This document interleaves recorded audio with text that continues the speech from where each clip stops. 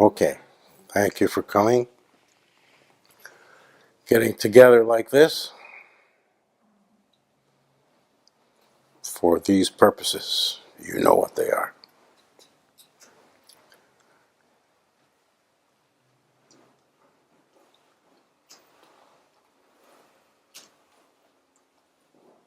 So you can simplify things by looking at three simple, easy categories. You don't have to be confused about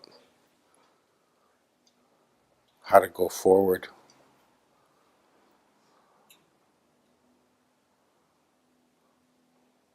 How to move in the right direction.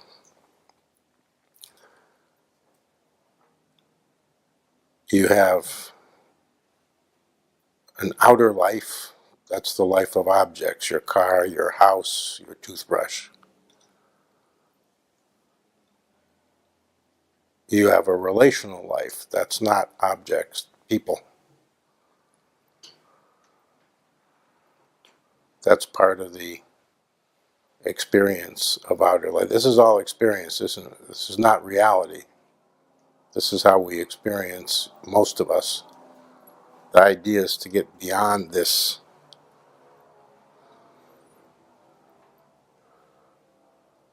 illusory level of experiencing. But most of us get very caught up in it. So I'm just trying to give you a simplification to not get so caught up.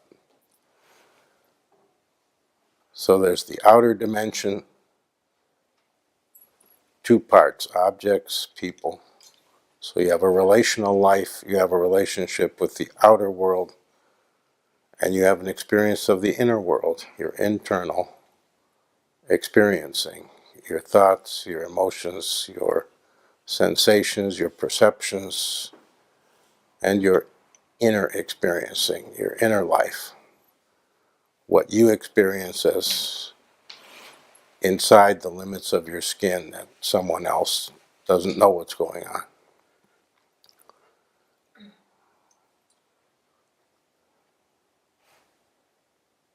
Those are your, let's call them limitations of perception, because consciousness is way broader and way deeper than all those limited ways of human experiencing.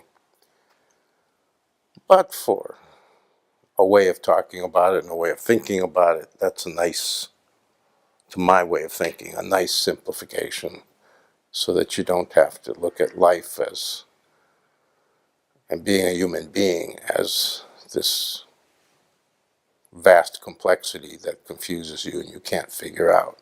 Either it's happening in your relational world, it's happening in your object world, the material world, or it's happening in your inner world. What else do you ever experience? Everything you experience in any way can be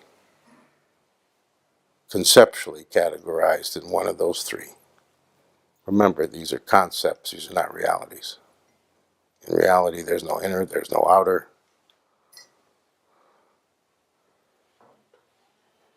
If you work hard on your relational world and improve your relations and open yourself and make yourself more vulnerable and make your relations more kind, more loving, more risky,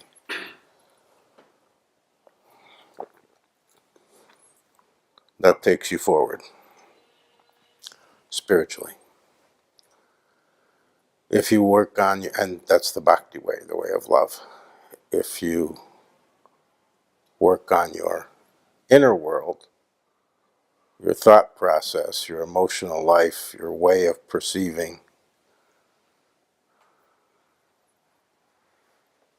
your inner experience of yourself, what it feels like and seems like to be you, that will also take you forward spiritually. That will affect your relational life. If you work on your relational life, that will affect your inner life. You see where I'm going here? The one that doesn't matter is your material life, your life with objects, whether you have a better car, whether you have a nicer house, whether you have a lot of money in the bank, whether you're the austere type and purposely don't want a lot of money in the bank. You want to live simple and you want to be not a slave to your possessions. Working on that will take you nowhere in your spiritual life. But if you think about it, this is really the first time in history that there have been cultures on the planet who emphasize the material life, the outer life that's centered on objects, who tell you that the way to have a better life and true peace or true joy or true fulfillment is get better stuff, get more money, get a big house, get a luxury car.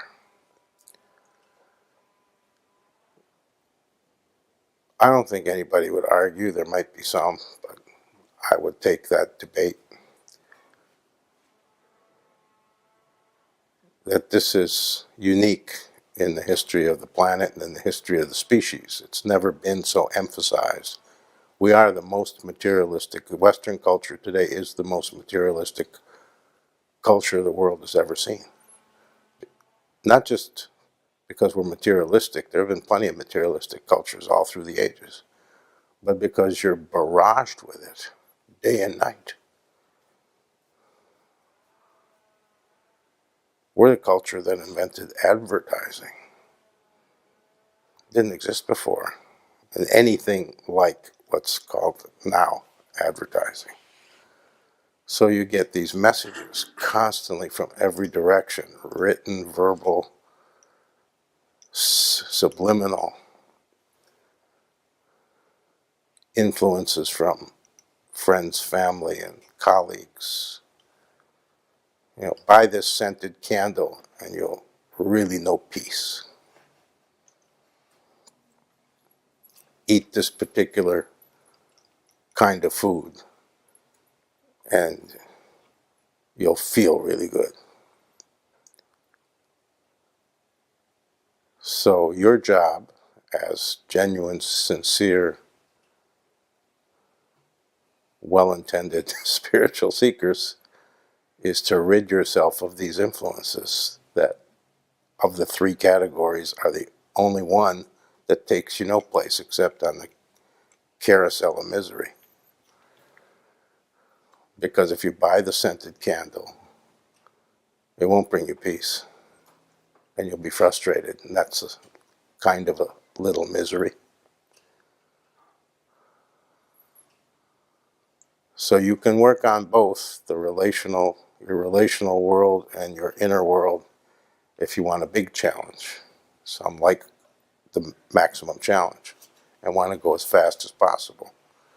Then you have to work on both, and they help each other. But you can choose one, because if you work on your relational life and improve that, become more open to people, expand your relationship world, relate more profoundly, more truly, more openly to more people, both more in quantity and more in quality. The quality from you and the quantity of people you let into your life. That will affect your inner life. Vice versa.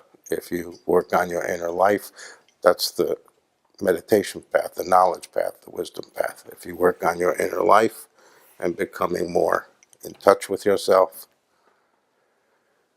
and experiencing more deeply, that will absolutely start to have an effect on how you relate to other people.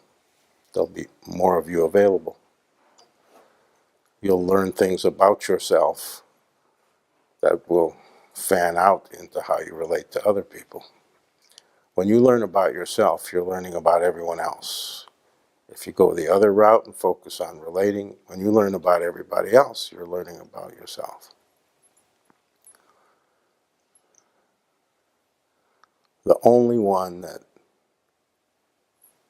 cheats you is the world of objects. The only one that promises the moon and delivers nothing is the world of objects. People fear withdrawing their attention from that because they think they're going to miss out on something because you've been so propagandized. So of course you got to wash the car. Of course you should have as nice a house as you can afford within your means. Of course you should have whatever you want that's reasonable and represents a normal way to live. Of course you should, but you shouldn't be a slave to it. Your life shouldn't be devoted to it. People are afraid they'll miss out if they withdraw from this, withdraw their energy, withdraw their attention. But it doesn't mean you can't enjoy these things. It doesn't mean you can't have these things. It means you can't be owned by them.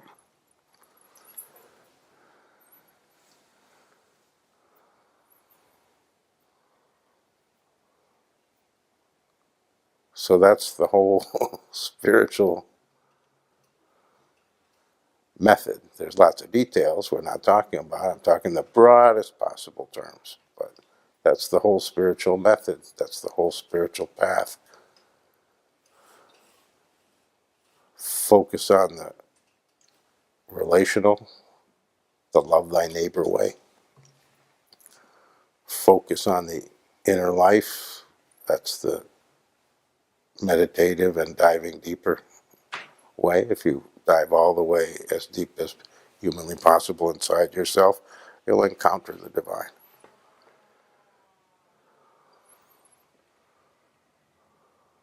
But the way you're influenced every day if you live in this culture is don't pay attention to that, don't bother with that, just focus on the objects world. Get yourself a lot of money and the best of everything. Buy better friends. And that's the road to happiness. That's the road to profound frustration and alienation.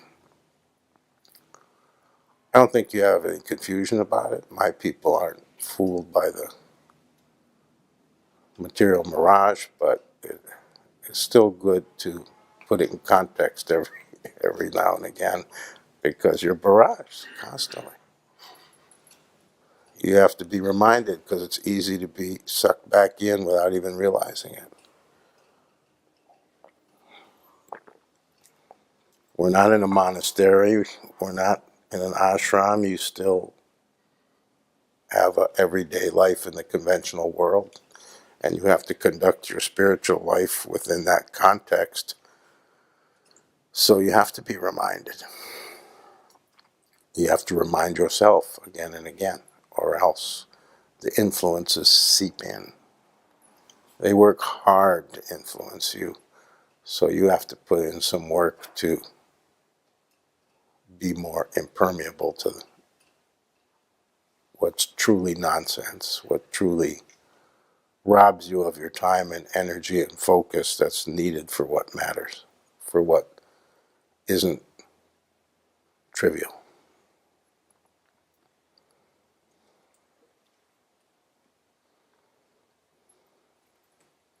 Your physical life is not part of the material life, by the way. Your physical life is part of your inner experiencing.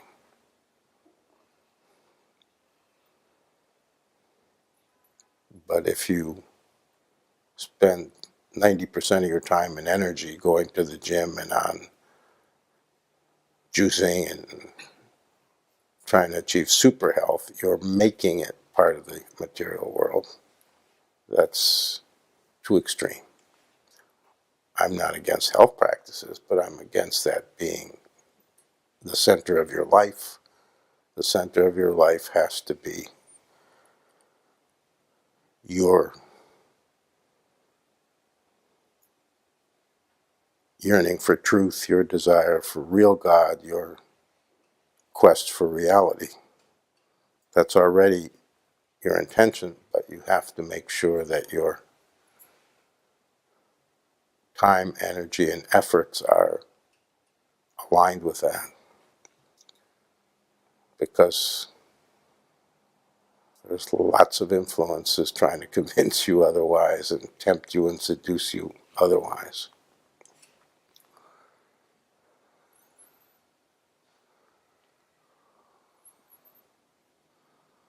This is the problem with this way of doing it, where you stay in your own sphere, in your quote-unquote regular daily life, and you pursue your spiritual life seriously. This is why people go to ashrams and go to monasteries and seclude themselves in that way from the exterior world influence. It's easier.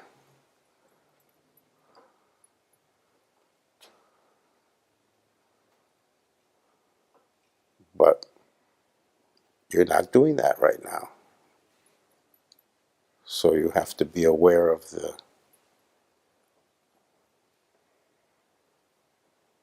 onus being on you to keep out the influences that derail you, that focus you on what doesn't serve your spiritual progress. In fact, hinders it. Not just doesn't help, pulls you in the wrong direction. So don't ever make it complicated in your understanding. It's not amorphous, it's not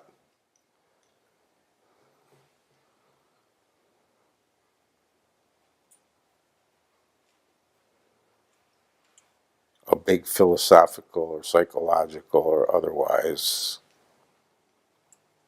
big ball of yarn to unravel. Very simple. Three major categories. Which one is your focus? Which one are you putting your time and energy and effort into? Which one has the most meaning for you?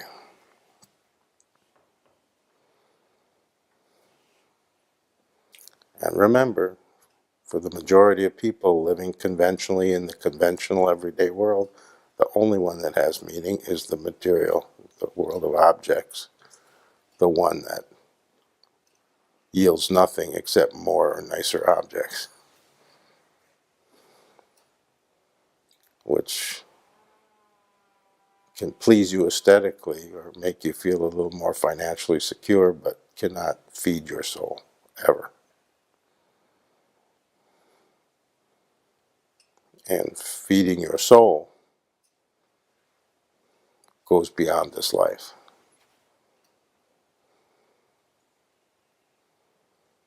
The other two feed your soul. When you feed your soul, you're growing yourself.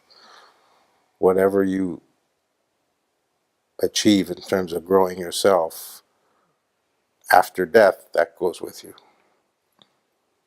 Your 52-inch TV doesn't go with you. Your Rolls Royce doesn't go with you. Your 5-bedroom luxury penthouse doesn't go with you.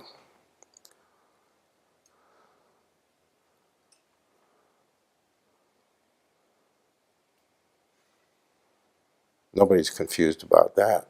But remember, your fingers don't go with you either. Your eyes don't go with you. Your feet don't go with you. Nothing goes with you. Only what's inside. What's invisible. What is part of your being. You can grow your being in those two methods, but not the world of objects method. That doesn't grow anything except rust and dust. Okay, that's all for me. Your turn. Swamiji, Malini has a question. Malini, could you go to Krishna, please?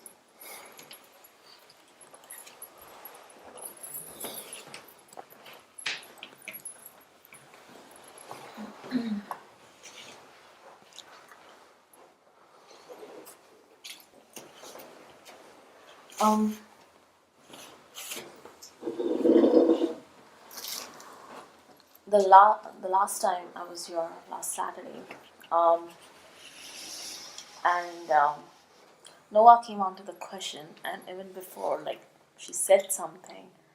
What struck the most was the lightness in her being, and I've seen that in Surya too.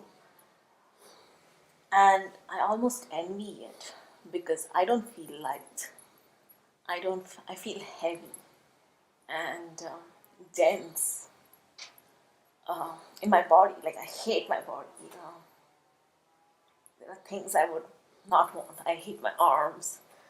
And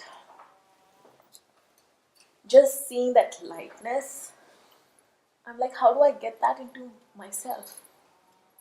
Have you asked them?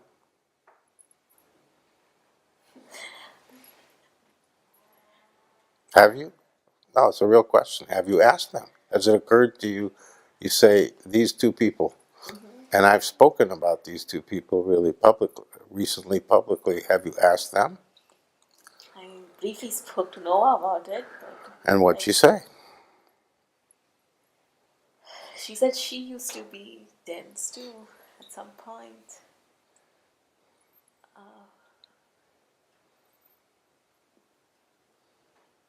But then she worked with you, I guess. I don't know.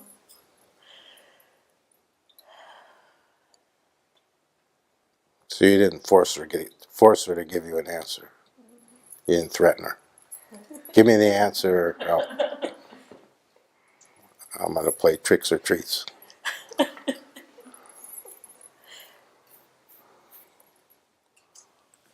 You didn't talk to Surya. No. Yeah, I mean, Indians don't want to talk to Indians. So. I don't blame you. yeah, I kind of try to escape from the world, not with like drugs or something, but like just getting lost in Netflix.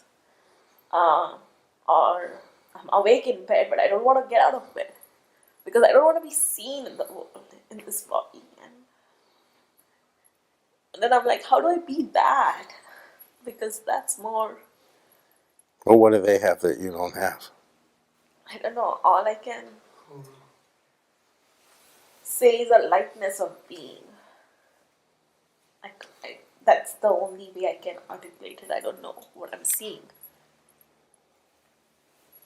Well, they've both changed dramatically recently. That's why I've spoken about them, particularly Nova, but both. I've mentioned both. And I've mentioned how they've grown spiritually.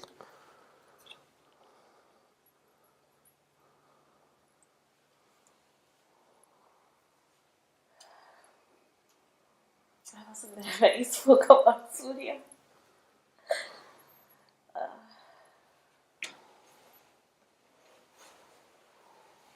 I don't know what I want to feel, but I know what I don't want to feel. I don't want to feel trapped or caged or not wanting to be seen. Well, you're talking about, well, that's an individual psychological emotional issue. Okay. But your question refers and relates to their spiritual progress, because both have had big leaps in spiritual progress recently. It's not an accident that you're saying those two names, those two people.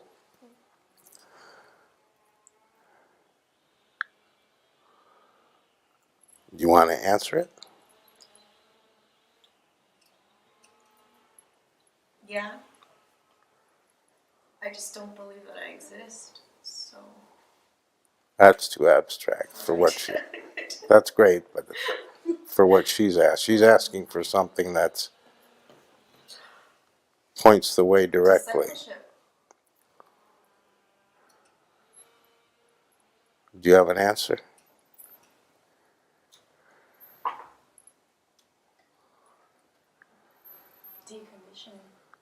Deconditioning. Well, if you look at both, all those are true. Of course, those are true and real answers, and you can use them. But I like the simple answers. Can you see what, you've only been coming for what, a couple of months, 2, 3 months, something like that? Yeah, a month. So, a month. So, in that month, have you noticed what's increased in both of them? There's something the same in both of them that's changed. I don't know if a month is long enough that you could see where they were just recently and the leap forward and what the operative factor, either the operative factor or the operative result. I have known Surya for years now. Um, we were together on the motorcycle trip that we took in India in 2014. Uh, from then, I remember her being like really serious and taking things too seriously. Uh, and now I see her laugh more, um, not be too attached to things and how they should be. It's just, I mean, I keep using the word light, but it's just being more playful. Mm-hmm. Uh, I think that's what I've like participating more in conversations and just Mm-hmm. laughing for no reason, which was absent in. Yeah. I'm sorry, I'm saying that. Which was absent in like October She of remembers. 2014. She remembers. She was there. She knows how she's changed. Um, and I've seen Surya change for a year now, and the more and more she becomes more playful and more easy.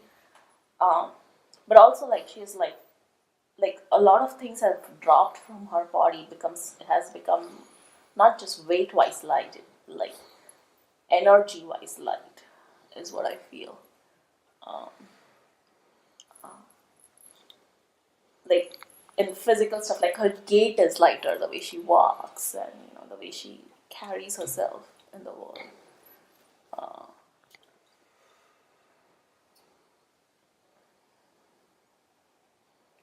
With Nova, I mean, I've not known her for a long time, but it's that very moment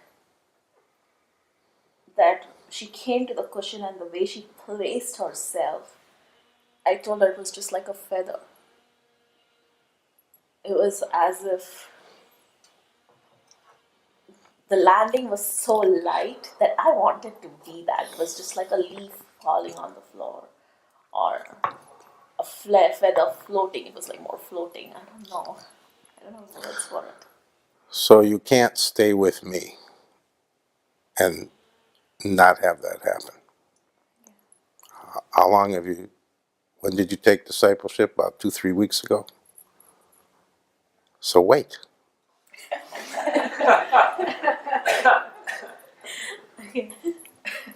This isn't top ramen. It's not instant. But didn't you feel something instantly? A shift? You felt the reality of it, of discipleship. What's the same in both of them, and it's not actually the cause, it's the result.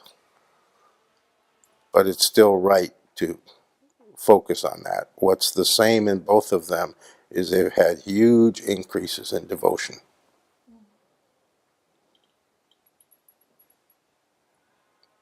So the lightness you're talking about, discipleship will take care of it over time.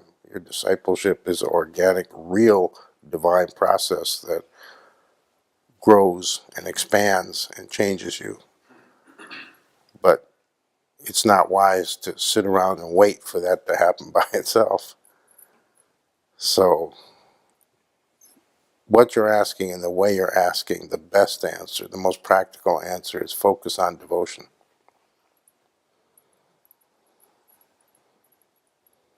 Because what changed for both of them gave them more devotion. But you don't have to wait for something to change that gives you more devotion. You can just go right to more devotion. Because I don't get the sense devotion is difficult for you. So take the easy way. Devotion is a universal antidote. Whatever's bothering you,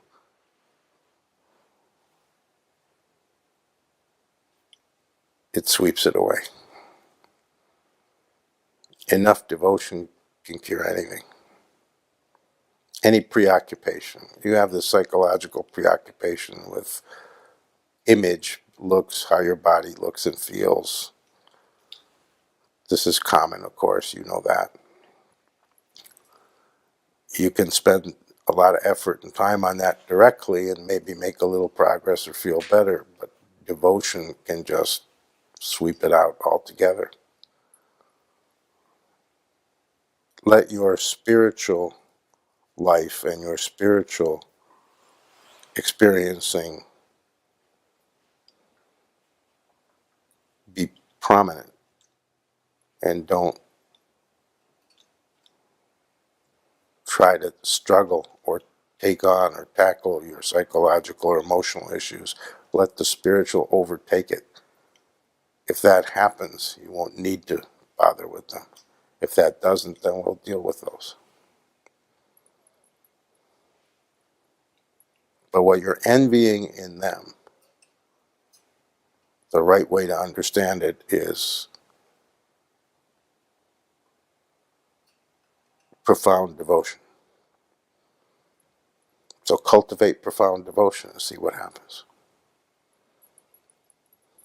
It'll happen by itself as the natural process of discipleship.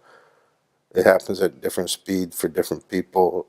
Some people, devotion isn't the main thing, but discipleship always brings more and more devotion as time goes by.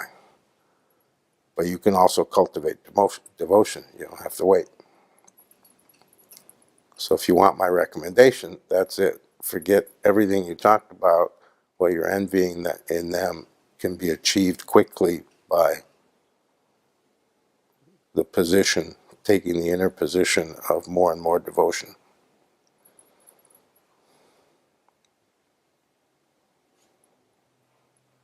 Comprende? Yes. Okay. That's the practical answer. I can give you other answers, but I want you to have the practical answer because that's something you can do and have big results fast.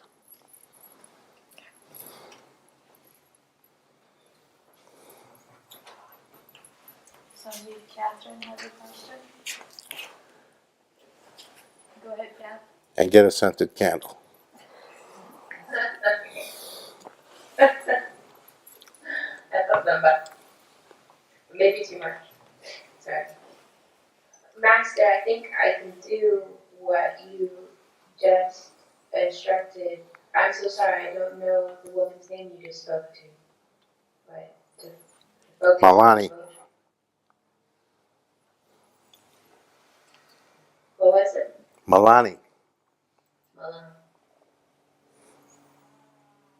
To focus on devotion would just take care of the psychological thoughts. Just kind of break them through. Is that true for me too? Is that something that I could do? I was going to ask you a question about my brother because it's his birthday today, and he's not What's today? living his life. And What's the date? What's the date today? 24th, yeah. It's like he didn't survive all the way. No, he didn't. He didn't survive all the way.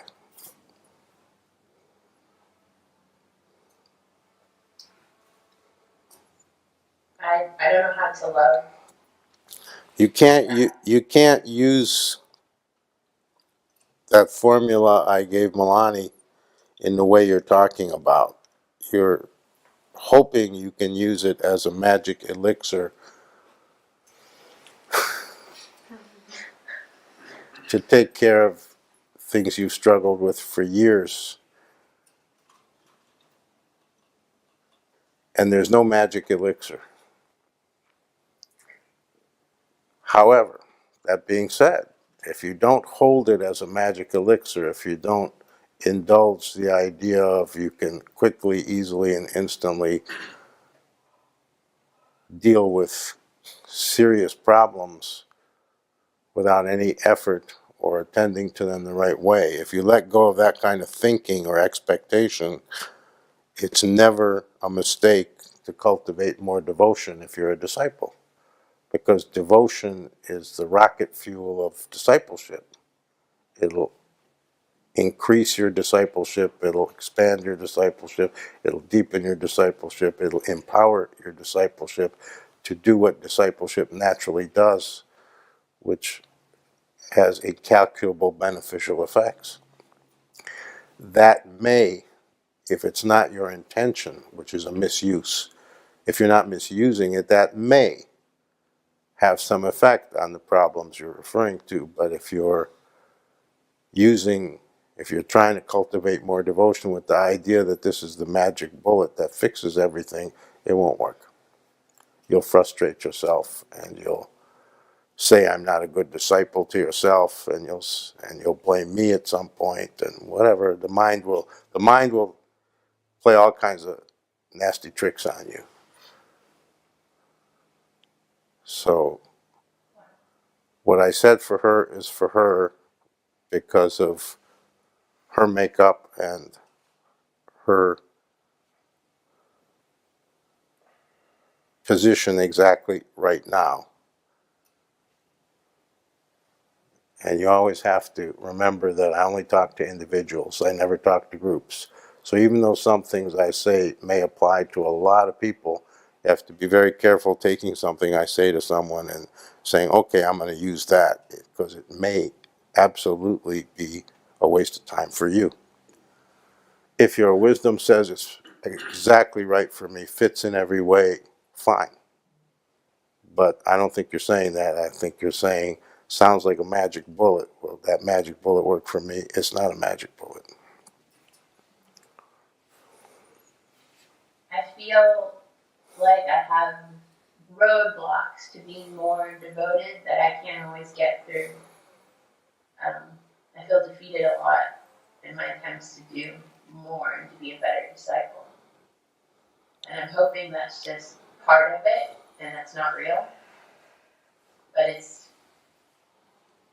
Well, who told you you have to be a better disciple?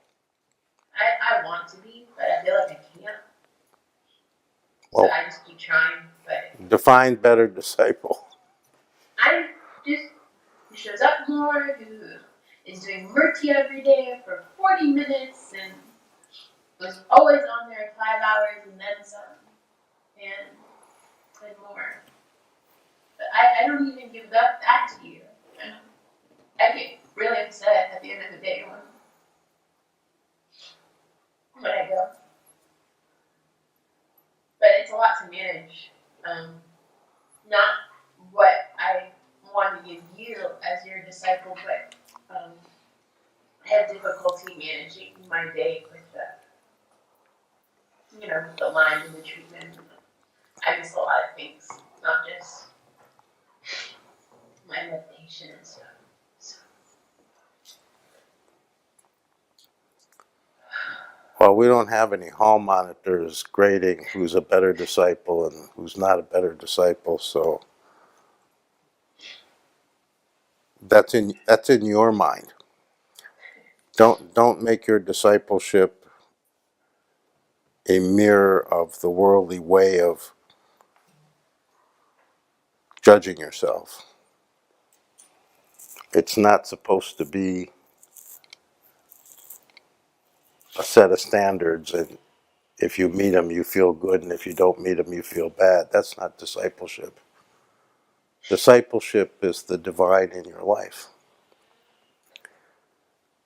and a organic internal process that assists you with your spiritual progress, your spiritual quest. It's the operative factor of the spiritual path. It's not a bar you set and then you have to reach it. You're an initiated disciple. That's it. You fulfill whatever you can fulfill to the degree that you can fulfill it. You're an adult, grown-up person. If it's too hard that day, you don't judge yourself if you couldn't do your meditation. And if you do it for 20 minutes instead of the ideal 40 minutes I recommend, you don't judge yourself that you only did half. In fact, if anything, you commend yourself that you did the 20. But you're using discipleship against yourself. I don't want you to do that. I don't want anybody to do that. Discipleship is a divine gift for those who it's right for. It's never to be used as a standard to measure yourself and say, I'm not good enough. That's the worldly way. This is the spiritual way, where we don't punish ourselves for our difficulties.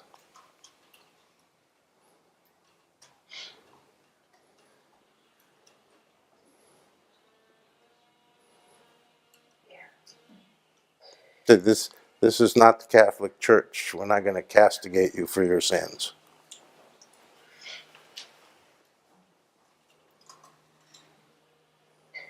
So you're saying it's grace, and discipleship kind of works itself. I thought I had to do it. I thought I had to do it.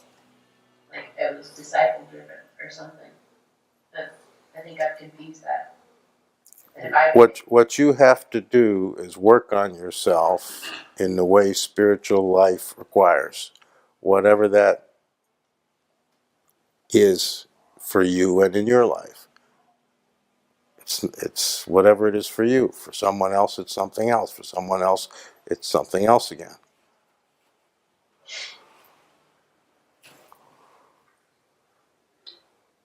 For you, for a long time, it's been trying to work on ending this conditioning, this habit somebody taught you early in life of judging yourself.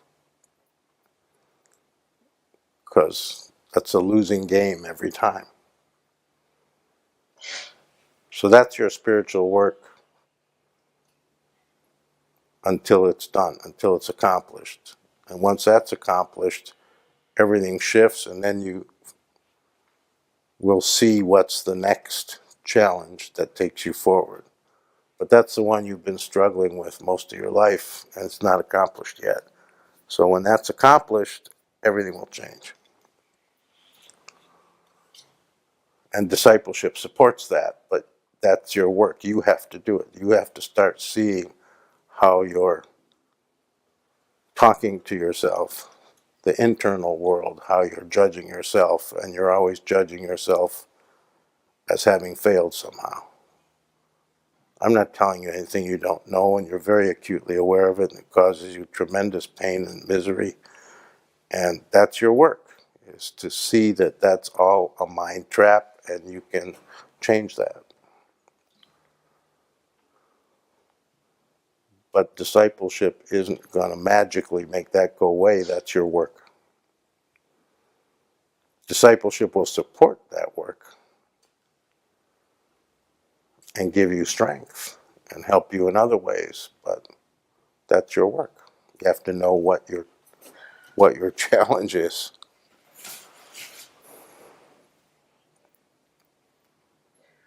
What's one thing that I could do today that would help me stop this judging? Because I can see it in my mind, and I can't always make it stop.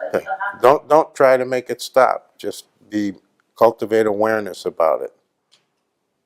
Become really, really aware of it. Notice it every time it happens, so that it's in the light instead of in the shadows.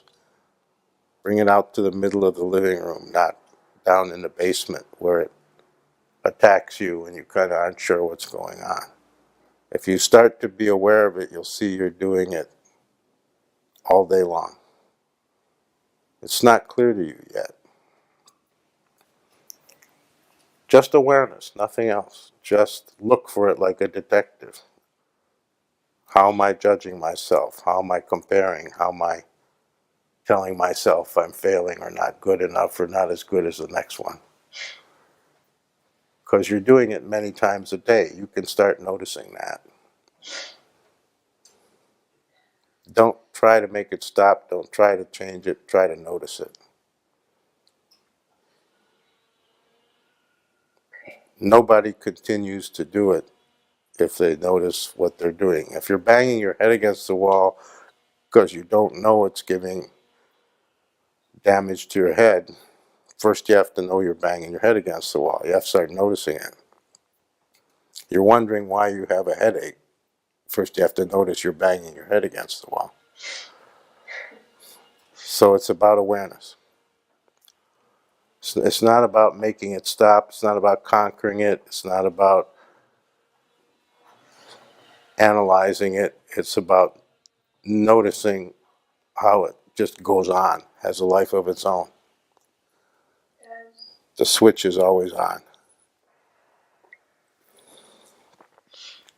So just practice awareness. Thank you. Mm-hmm. Any questions from Mia and Nirvana? Mia, could you go to the question, please?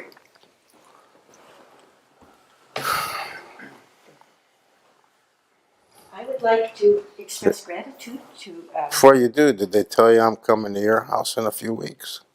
Chicago. I'm coming to Chicago. Fantastic. Nobody told you? No, I understand I can go to New Orleans and see you there. You're very welcome, whatever I can do. I'm thrilled. I want to express gratitude to... Wait a minute. Tell me. Whatever you can do. Would you... Anybody got pencil and paper? Do you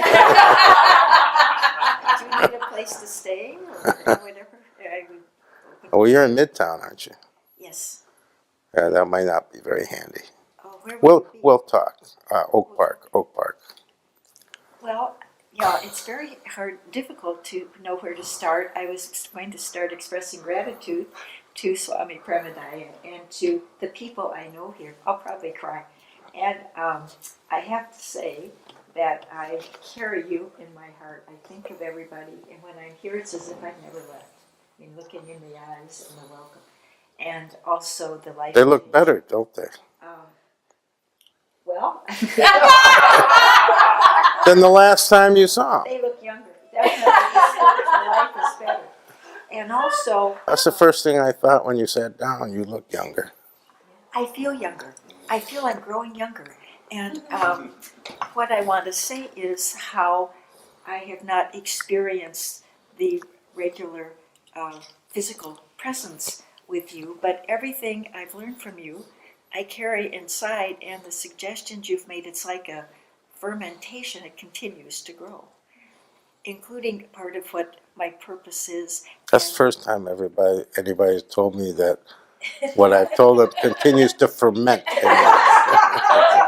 It's growing. It's a flower. How's that?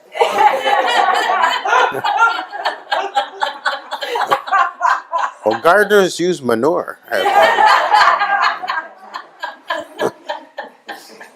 But I love my name and the significance of my name. And I think of myself as that, and it's played out really very, very well. And the synchronicity, though, when I tune in to hear you and being here is amazing, because currently in my life, what I'm doing is divesting myself of a lot of material possessions, and I've been fortunate to have quite a few. I've relocated 6 blocks away for several reasons and have way too many possessions, and my problem was what to do with them. And I realized that we have maintenance people and people in the building. I just sent out a message that I wanted to give things away to what people wanted. And so one man wanted a couple sofas. And it just felt, first of all, just the physical lightness of getting rid of things, but to see the happiness of people who needed them was very spiritual to me. Just the look in the face. So I'm doing that, and also simultaneously trying to work on my relations with others and my inner life. And I'm doing that through going back to serious study of music and reading people who are so spiritual through their music, and it's an energy. I feel the energy from them, and in other areas. And I'm meditating more, and really working on myself. Part of my problem is being enthusiastic. I want to do everything at once and take too much on. So if my choice is starting or emphasizing more relational things or the inner world, how do I decide without without overwhelming myself and tripping myself up? How have you tripped yourself up? Well, I might think at judgment. The last interaction I thought a lot of too, because I judge myself. Oh, maybe I am not meditating enough. I didn't do enough of this today. Or maybe I haven't reached out enough to someone else.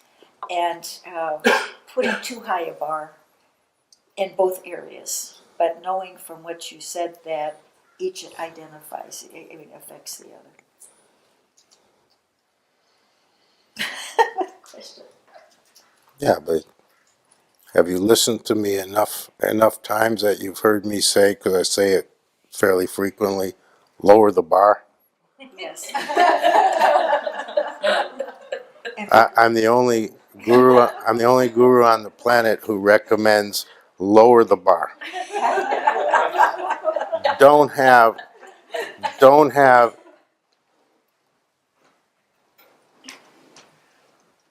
a high goal. Don't set the bar high. Set the bar low and achieve it easily and make it real, and then set it a little higher. What people do is they have high idealistic goals, So, which are unrealistic. well, that's true, and so as usual, I will give myself permission to lower the bar and be grateful and satisfied with what I have accomplished and how I can. You have more energy than me, and you're 106. I'm older than most people think, though. Yes, I have no idea how old you are. That's why I called you 106. But I know you're the energetic type. So when you sit here and talk about, taking on too much, you're probably not taking on too much. That's just your nature. You're a go person. I am. Yeah. But so go, baby.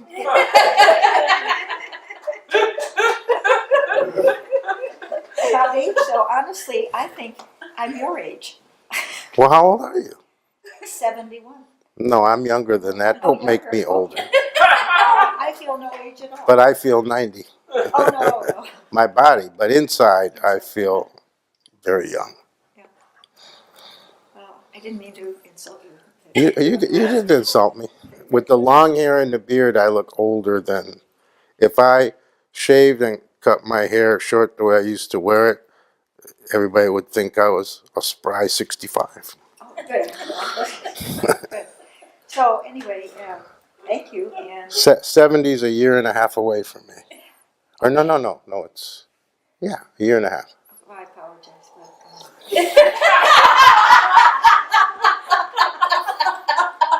No apology necessary. I'm not insulted. I don't care about age. I'm not trying to look younger. I'm not trying to look older. But I find that the chronological age really isn't relevant. And I don't see myself being limited by a number. Yeah. Okay. So why are you worried about the bar? Because I'm kind of rather perfectionistic and want to do a good job in all the areas. And Forget about that. Okay. Forget about that. That's your work. Get rid of the perfectionism. All right. Don't go for perfection, because that's a straw man goal. That's what trips us up, I think. Well, human beings aren't capable of perfection.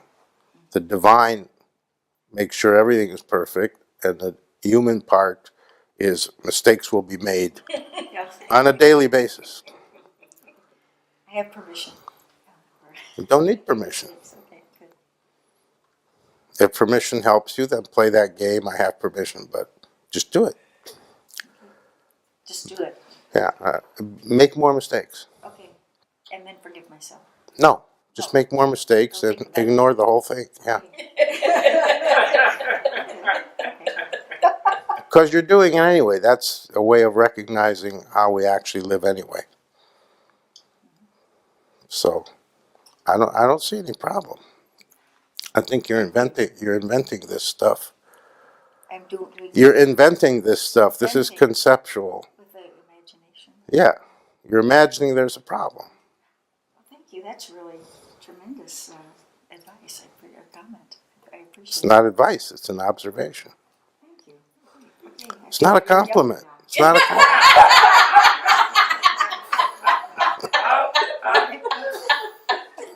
Okay. All right. So, thank you very much. And I look forward to hearing more about your visit later. You should join us more online when you're home. Yes. And it's not a good excuse. I'm a morning person. I'm up sometimes before the sun. I hate morning people. And, oh no. I'm not going to take it personally. I don't start feeling awake till about 10 p.m. So 7 o'clock. It's 9 o'clock, and I'm ready. I'm winding down, and I think people have seen me fall asleep. I'm sure because I have. I know, and the intention is great. Even with the cup of coffee, I self-medicate to stay up, but that's the main. Drinking a cup of coffee is not self-medicating. No, caffeine is good for us. What is it? What would you say? I think I drink the coffee to try to stay awake. Fine.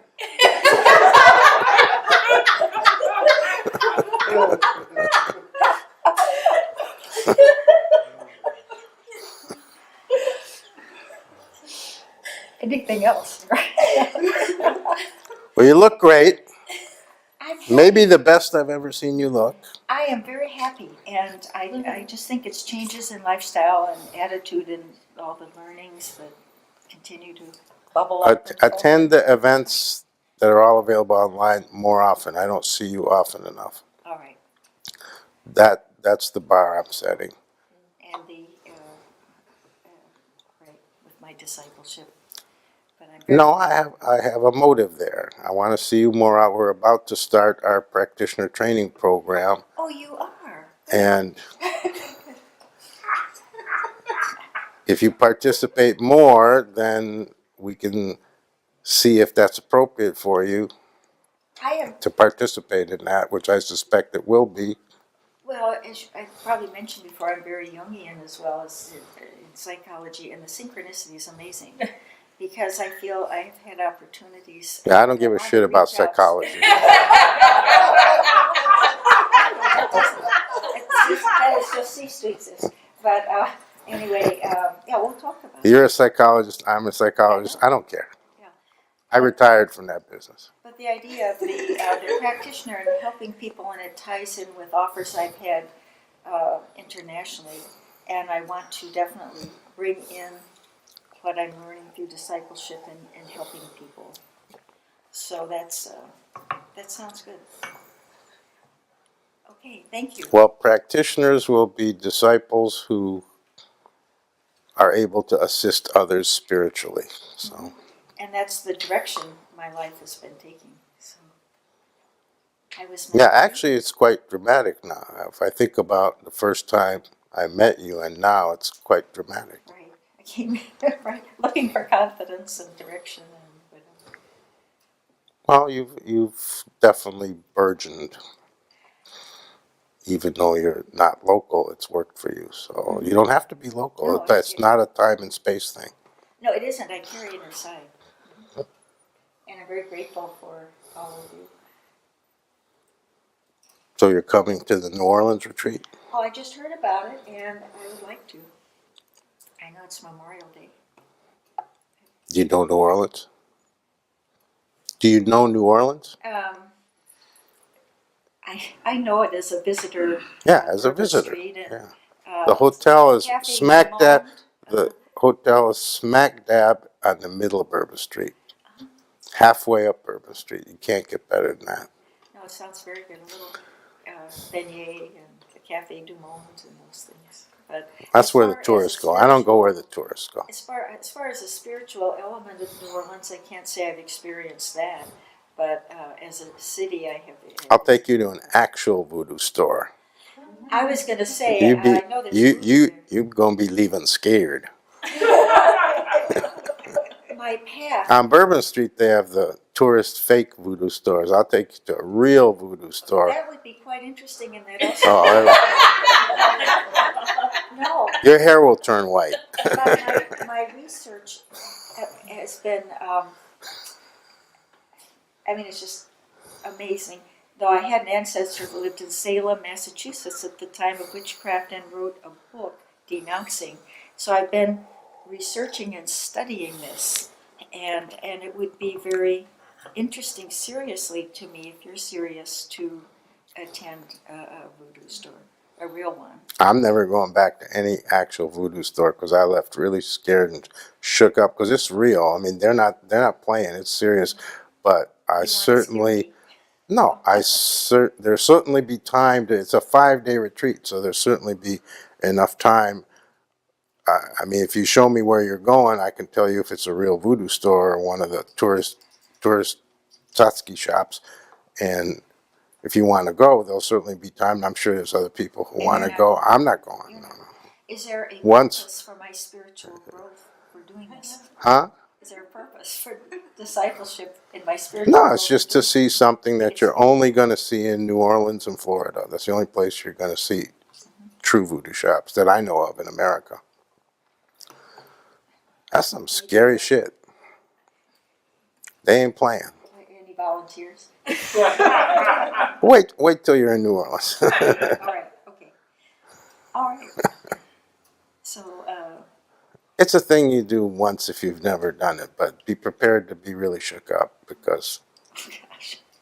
they're serious. I mean, you see apparitions and You'll see. No, you don't see apparitions. They sell voodoo paraphernalia, but it's real stuff, and there's an energy in the real voodoos. You've been a real voodoo, yeah. Am I making this up? There's an energy the moment you walk in. Yeah, it's just really, really like, whoa. so do you have an antidote afterwards? You don't need an antidote. Have a cup of coffee.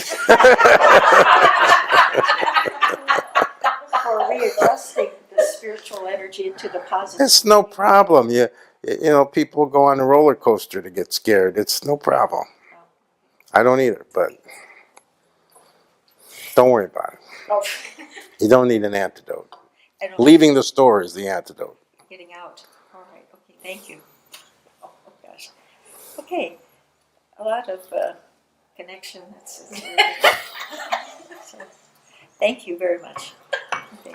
So I'll see more of you. Yes, you will. Either here or there. Chicago, New Orleans, and more online Okay.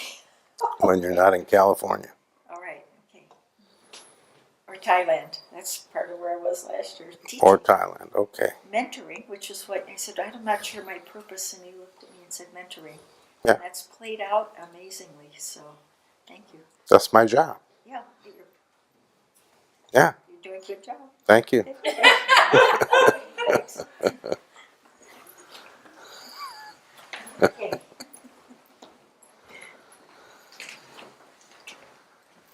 So do we have Bhavana?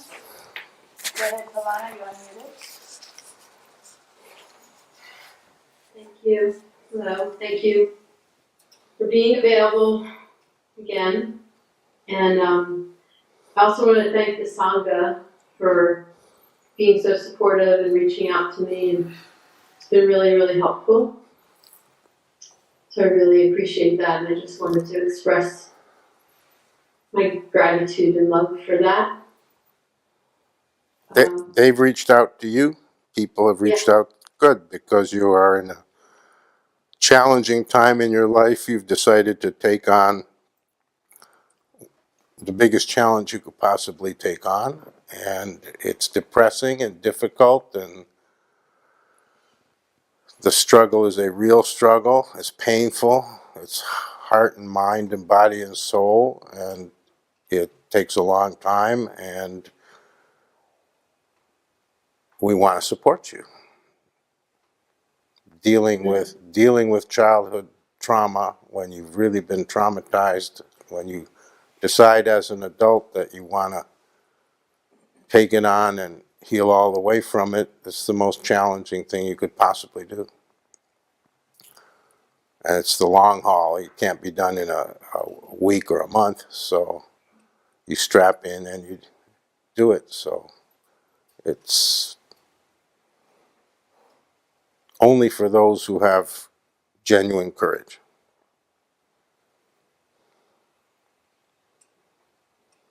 But there'll be many, I said it to you already, there'll be many bumps along the road. Yeah. And I know you also said that there'll be, the up and down. And so when I'm down, remembering that I'll come back up, and when I'm up, knowing I'll be coming back down, and just being okay with that. Well, you don't have a choice. That's life. That's true for everybody. Yeah. I just think that It's just more acute with what you're dealing with. It'll be a rougher ride. You'll feel it intensely. yeah, it feels extreme. It is extreme because to be abused as a child is extreme. Most children aren't harmed by the people who are supposed to take care of them. So it's an extreme experience in life. Yeah, that's still hard to hear, but I'm getting there. I did want to just report that when I am feeling a little bit better, and today is a day that I am feeling a little bit better, I notice how peaceful I feel, and how like this self-criticism has been so absent. And I've even put myself into situations where normally I would, judge myself or criticize myself or pressure myself, and putting myself in those situations, I'm just like, oh, okay, whatever, and there's no back talk and no additional pressure. So, if this is what it's going to start to look like or feel like in the future, I mean, that's encouraging too, that it's helping to, move a lot of that out.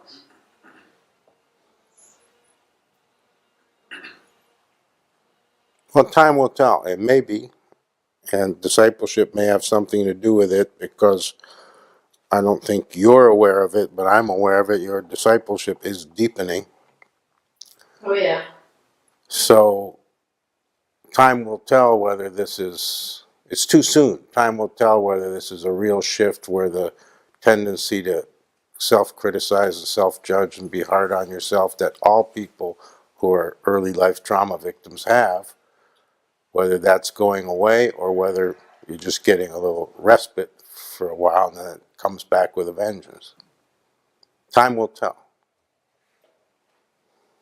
Make no assumptions when it's a short time, because then you'll really be frustrated if it comes back. Yeah. But if it continues and it's many months, then you can assume that you've made significant progress in that area. Because I can see even in the super deep, dark moments that even then I'm not, beating myself up, which is. Well, that's a real good sign. But time is the only real proof. Mm-hmm. Yeah, and I'm okay with that too. Like in the past, I'd be like, oh, and now I'm just like, okay, yeah, whatever, just okay, just okay. Feels good to just say, okay. It's like, I don't know, it's almost like there's so much just to be alive every day and every moment that there's no time and space for any of that. So whatever it is, it's good for now, the moment. Well, you're getting some relief, and that's always good. You've had a very rough time for a couple of months, and you're getting a little respite, a little relief for at least a little while. Enjoy it while it lasts. Yeah, even if it's for a day, it's fine. Well, who knows? Maybe more than a day, but the intensity will definitely return because it rises up and recedes, rises up and recedes. Yeah.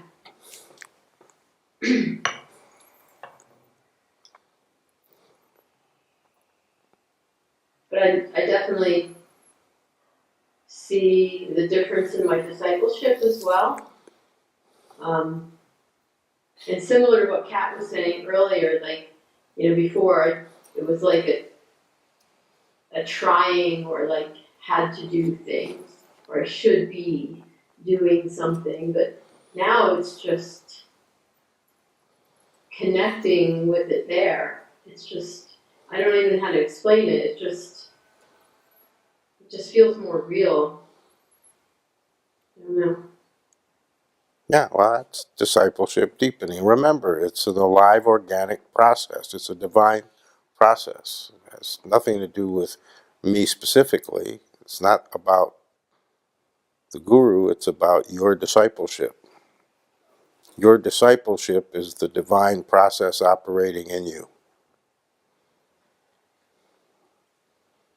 And there's no concomitant, there's no other process for human beings that rivals or is similar to discipleship. It's unique, it's God given, it has its own way of working, and it's very real.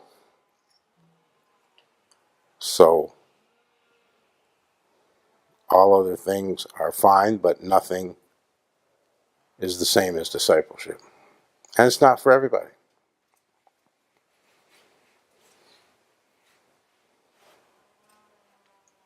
I'm not in the business of trying to attract disciples or convince people to be disciples. That's not the mission I was given. The mission I was given was to assist people spiritually. So if discipleship is right for you, that's available. If discipleship is not what doesn't seem like the right road, there's no problem. What's always amazed me is how many people choose discipleship.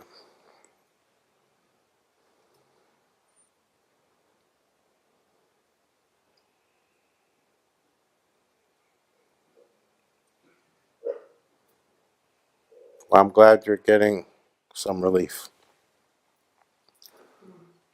You have to have some relief from time to time from this process of recovering from severe early trauma. It was only a few months ago that you didn't even know there was something to recover from. Not to this extent, no. Yeah. I mean, I worked on it for a couple of years, but not like this. Not at this level. This is a different awareness. This is the awareness that is required for you to be able to move forward in the sense of recovery. Yeah. Good. Thank you.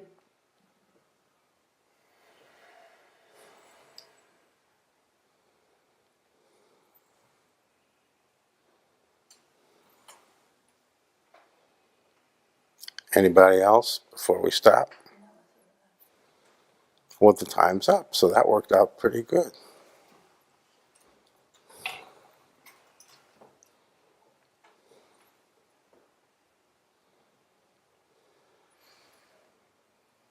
Can you put everybody back on the screen?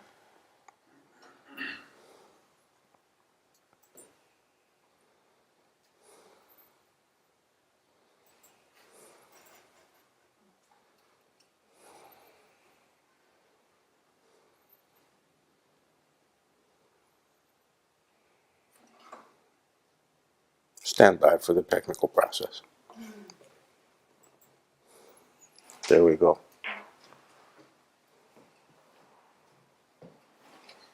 Okay.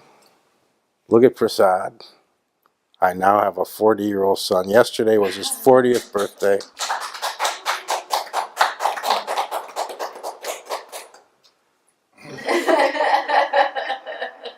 And he's off on his birthday weekend. That's why he's on the screen instead of here. But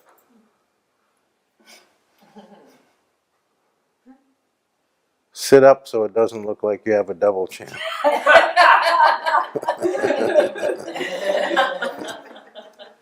He's looking okay for 40. Happy birthday. Happy birthday! Happy birthday! It's not every day my son turns 40, so.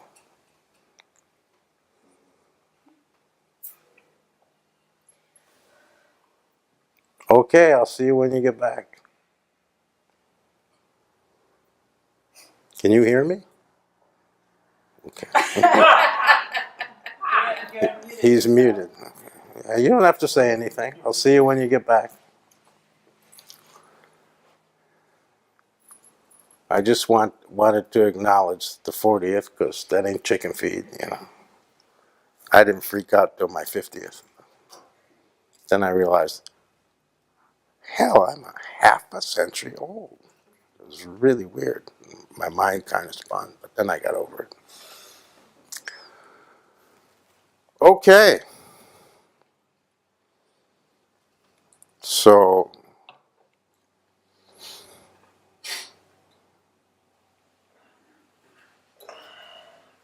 I'll end with a commercial break.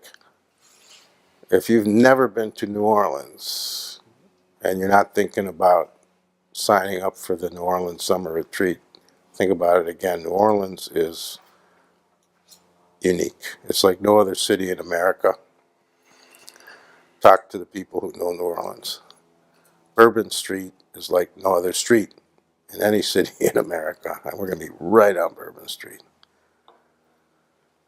And no bourbon is required. It's the love capital of America. It's a love city. America's not a love nation. It's a very cool nation. It's an achievement nation. It's not a love nation.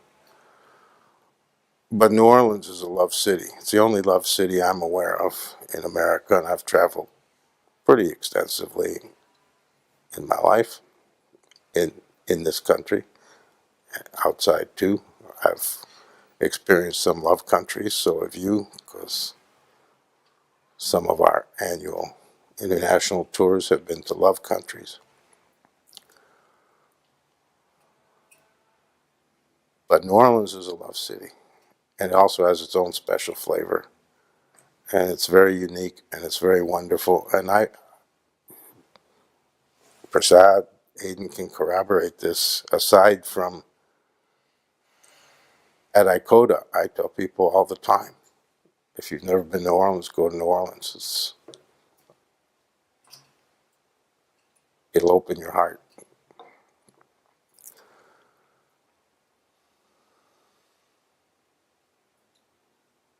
So make up your mind fast, because the airfares are really cheap now between LA and New Orleans. And that's not going to last. It's not that far away. End of May.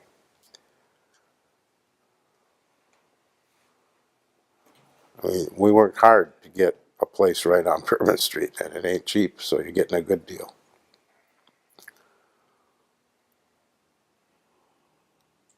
The only reason we're going is because I want to go to New Orleans. That's how we picked it. It's been too many years since I've been to New Orleans.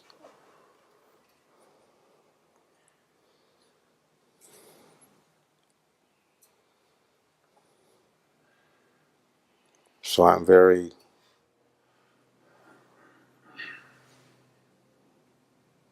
glad to hear people talk about how you're supporting each other and how you're helping each other, because that's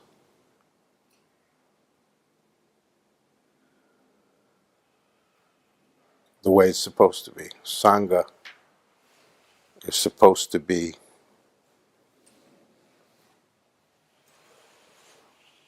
a source of support.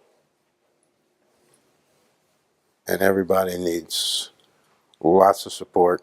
Me, you, and everybody else. Every human being needs lots of support all the time in lots of ways.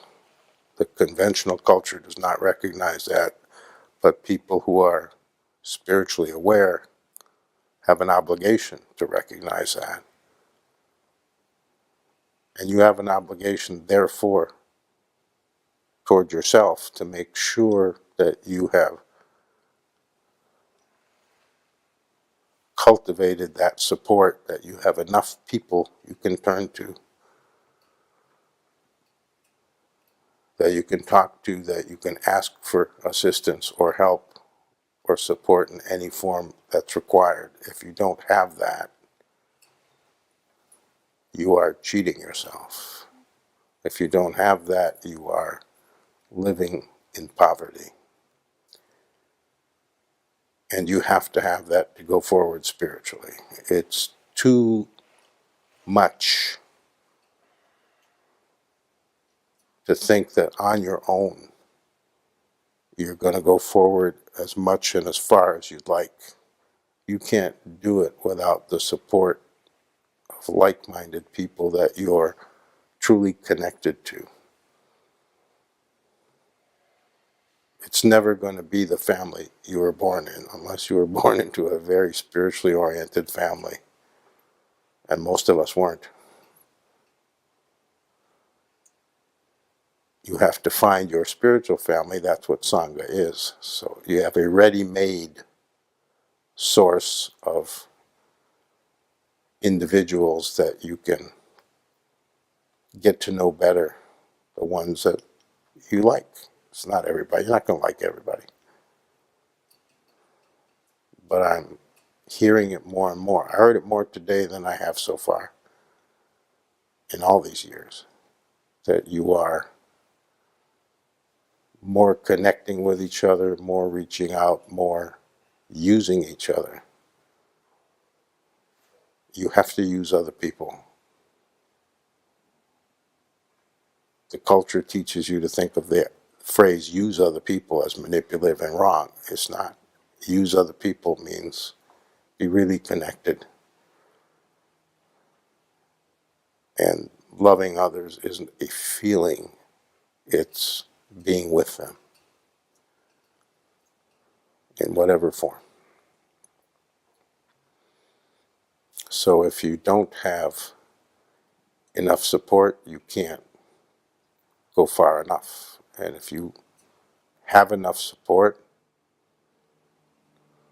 you are in a stronger position to help others. And there's no such thing as too much support. There's no such thing as I have all the help I need. No one has all the help they need. You can always get more. But you do have to have enough. Not enough is a big problem. If it's a problem for you, it's a problem you have to solve. But luckily, there's a pool right in front of you to choose from, work on.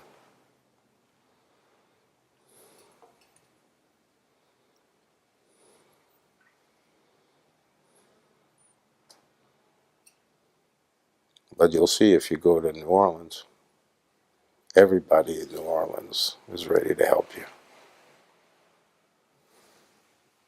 Everybody's your long-lost cousin who's glad to see you. It's a wonderful place, I really mean it. Consider going.